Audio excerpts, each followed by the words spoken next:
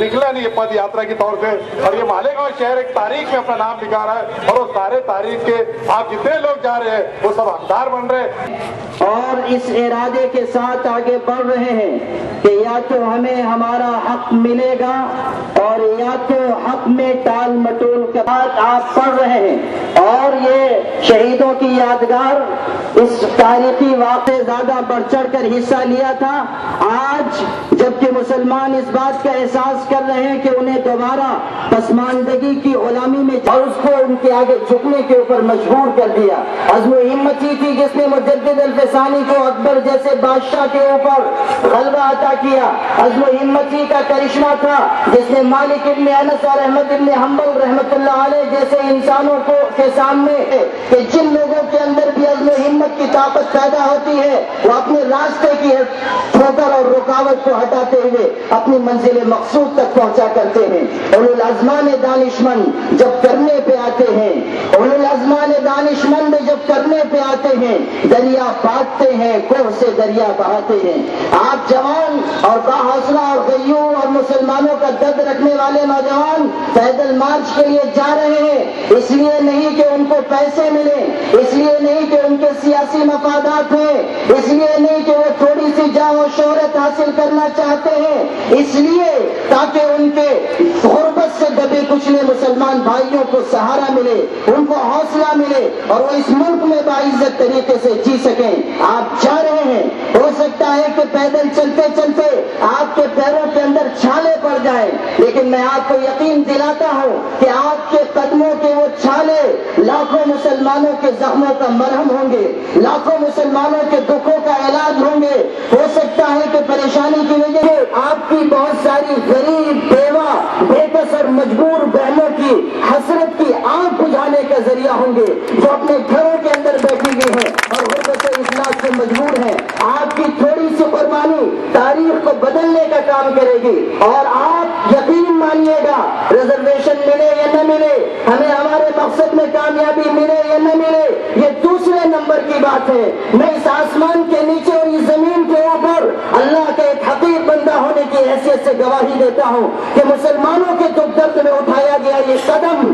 آپ کا نام اللہ کی فہرست میں ضرور شامل کروائے گا، اور اللہ کے رجسٹر میں آپ کا نام مخلصین میں لکھا جائے گا، ان لوگوں میں جو اپنے بھائی کی مدد کے لیے آگے بڑھتے ہیں، جس کا حکم قرآن میں دیا گیا۔ آؤ قرآن کھول کے میں تمہیں بتاتا ہوں، 28ویں پارے میں سورہ صف کی آخری آیت میں فرمایا گیا، یا ایھا الذین آمنوا کونوا انصار اللہ، ایمان والو اپنے بھائیوں کے مددگار بن جاؤ، اللہ کی مدد کرو۔ اللہ آسمانوں اور زمینوں کا مالک ہے، خزانوں اور اقتدار کا مالک ہے، اس کی شان یہ ہے کہ تؤتی الملک من تشاء وتنزع الملک ممن تشاء، اقتدار اور کے پیمانے اس اللہ کے ہاتھ میں ہے۔ ہم حقیروں کی مدد کی اس کو کوئی ضرورت نہیں ہے۔ اگر اللہ قرآن میں کہتا ہے کہ اللہ کی مدد کرو تو اس کا مطلب یہ ہے کہ اللہ کے بندوں کی مدد کرو، اپنے بھائیوں کی مدد کرو اور اللہ کے دین کی مدد کرو، آگے بڑھو حوصلے کے ساتھ، اور یاد رکھو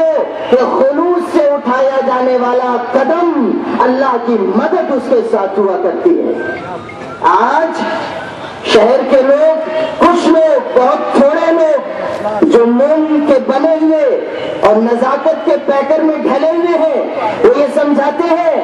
کہ پیدل مارچ وہ بھی اتنی چلچلاتی دھوپ میں کیوں کیا جا رہا ہے، کیوں جا رہے ہیں لوگ، کیا فائدہ ہونے والا ہے، کیوں قربانی دی جا رہی ہے۔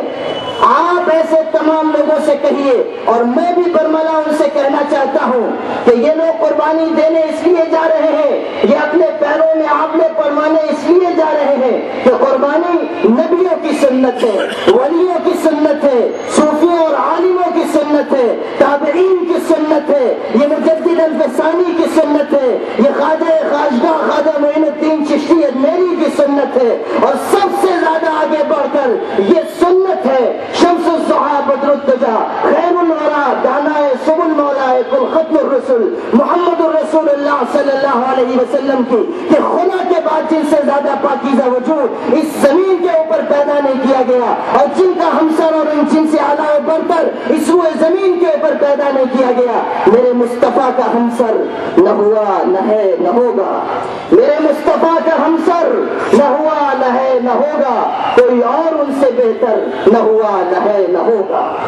آج آپ جا رہے ہیں تو انہی کی سنت کو سینے سے لگائے ہوئے جا رہے ہیں۔ حضور پاک صلی اللہ علیہ وسلم نے اس پوری امت کے لیے قربانی دی۔ لوگ کہتے ہیں کہ یہ امت سو رہی ہے، میں کہتا ہوں کہ تم غلط کہتے ہو۔ وہ امت جس کو اس دنیا کے سب سے زیادہ مقدس انسان نے اپنے مقدس لہو سے تعمیر کیا ہے، وہ تھوڑی دیر کے لیے خاموش تو بیٹھ سکتی ہے، کبھی سوتی ہوئی وہ قوم نہیں ہو سکتی ہے۔ اور اس کے جاگنے کا منظر دیکھنا چاہتے ہو تو آؤ اس ہزاروں کے مجمع کو دیکھو اور پیدل مارچ کرنے والوں کو دیکھو اور آزاد میدان تک پہنچ کر اپنی قربانی کو تاریخ میں لکھوانے والے لوگوں کو دیکھو۔ جاؤ اللہ کے بندو، جاؤ اللہ کی امان میں جاؤ، اور یاد رکھو کہ لوگ دنیا کے یہ سمجھ رہے ہیں کہ تم دھوپ میں جا رہے ہو۔ میں تمہیں یقین دلاتا ہوں کہ تم اس شہر نہیں، اس ریاست کے سینکڑوں نہیں، ہزاروں نہیں، لاکھوں مسلمان مردوں عورتوں کی دعاؤں اور نیک تمناؤں کے سائے میں جا رہے ہو۔ کون کہتا ہے کہ تم دھوپ میں جا رہے ہو؟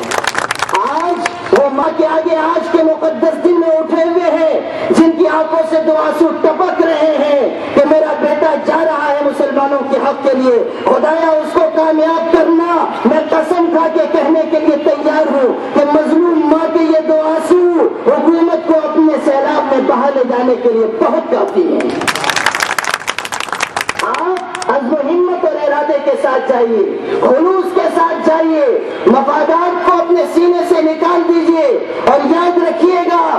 کہ خلوص اور محبت کے ساتھ آپ آگے بڑھیں گے تو عزم و ہمت کی روشنائی کے ساتھ سچائی کی دیوار کے اوپر لکھا ہوا ہے کہ سچائی کے ساتھ اٹھایا جانے والا قدم اور خلوص کے ساتھ اٹھایا جانے والا قدم آگے ہی بڑھتا ہے، کبھی پیچھے نہیں ہٹتا، اور قربانی دینے والوں کی قربانی ضائع نہیں جاتی۔ ان 7 لوگوں نے قربانی دی تھی، ملک آزاد ہوا، جس وقت یہ دیوانے آگے بڑھ رہے تھے اس وقت بھی لوگ کہتے تھے، عافیت پسند لوگ کہتے تھے کہ کیوں دیوانے ہوئے ہو، کیوں اتنی بڑی برٹش حکومت سے ٹکرانے جا رہے ہو جس کی سلطنت میں سورج نہیں غروب ہوتا۔ ان دیوانوں نے اس وقت کہا تھا کہ ہم آگے بڑھیں گے اور نور کی ایک کرن ظلمات پہ بھاری ہوگی، نور کی ایک کرن ظلمات پہ بھاری ہوگی، رات تمہاری ہے تو کیا صبح ہماری ہوگی۔ اور دنیا نے دیکھا کہ جو انہوں نے کہا تھا وہ ہوا۔ آج بھی میں کہتا ہوں کہ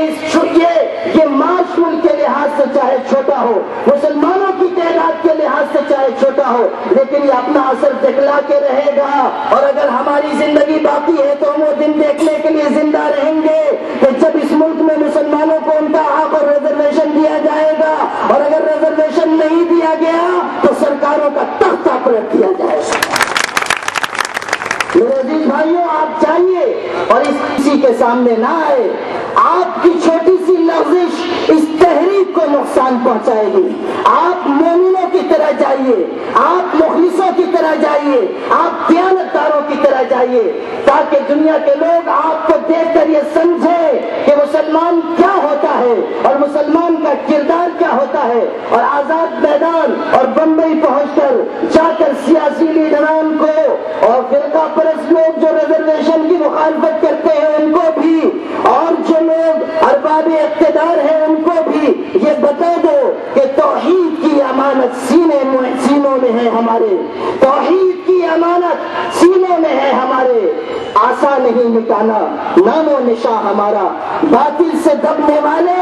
اے آسماں نہیں ہم 100 بار کر چکا ہے تو امتحان ہمارا۔ میرے بھائیوں، آپ سب کے ساتھ ہماری دعائیں اور نیک تمنائیں ہیں، اور آپ کے قدم قدم پر اللہ کی مدد و نصرت انشاءاللہ اترے گی۔ آپ اللہ کی امان اور حفاظت میں جائیے اور پورے شہر اور پوری ریاست کے مسلمانوں کی دعائیں لے کے جائیے۔ اللہ حافظ، فی امان اللہ، والسلام علیکم۔ آئیے میں بڑے ادب و احترام